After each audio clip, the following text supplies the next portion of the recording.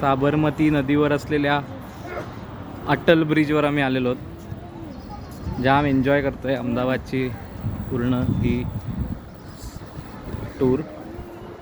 ही खाली जी तुम्हाला दिसते ती साबरमती नदी आहे. लांबवर एक क्रूज दिसते, थोडंसं झूम करतो. ह्या क्रूजच्या राईड पण असतात.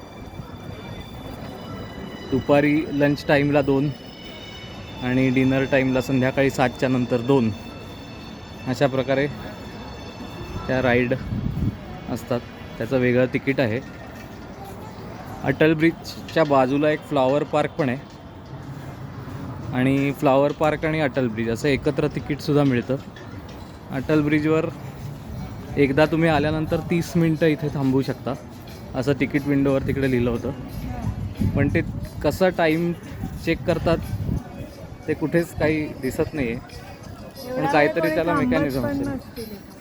तसा तो खूप मोठाच ब्रिज आहे. म्हणजे तुम्ही बघू शकता इथे की नदीच्या एका किनाऱ्यापासून तिकडे दुसऱ्या घाटावर, म्हणजे जिकडे रस्ता बांधलेला आहे रिव्हरफ्रंटचा, लांबवर तुम्हाला रस्ता दिसत असेल तिथपर्यंत तो जातो. खूप छान वातावरण आहे. आत्ता संध्याकाळचे जवळजवळ 4:45 बघू शकता की किती छान डिझाईन केलेलं आहे वरनं. खूपच छान. अहमदाबादचं रूपच एकदम गेल्या मला वाटतं गेल्या 25 वर्षामध्ये पालटलं आहे.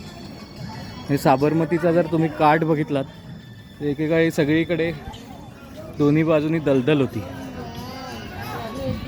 पण एकदा डेव्हलपमेंट करायचं ठरवलं ना की ती कशी होऊ शकते. म्हणजे एक उत्तम उदाहरण म्हणजे अहमदाबाद शहर आहे. खूपच छान. पाणी पण तुम्ही बघू शकता. म्हणजे आत्तापर्यंत बघितलेल्या नद्यांपैकी कुठल्याही नदीचं पाणी इतकं क्लीन मी बघितलेलं नाही आहे.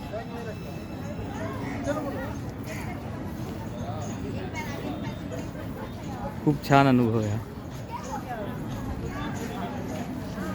समीयन, तुला कसं वाटलं अटल ब्रिज?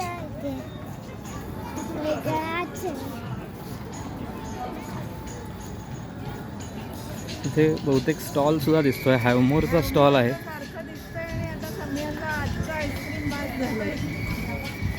आणि समीयनची आई जामच पर्टिक्युलर आहे आईस्क्रीमच्या बाबतीत. हॅवमोरचा स्टॉल दिसला तरी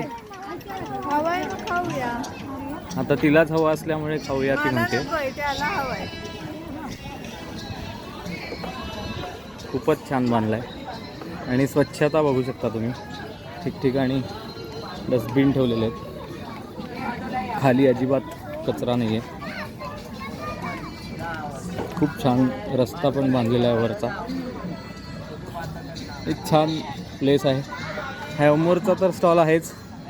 समोर आपल्याला द टेस्ट ऑफ इंडिया या नावाने जे ओळखलं जातं त्या अमूलचा पण स्टॉल दिसतोय. आता इथे अमूल आणि हॅवमोर ह्याच्यामध्ये थोडंसं कॉम्पिटिशन आहे. पण समीहनची पर्सनल म्हणजे चॉईस हॅवमोर असल्यामुळे आम्ही हॅवमोरकडे आलो. तर कसा वाटला तुम्हाला हा व्हिडिओ सगळ्यांनी नक्की कळवा. थँक्यू.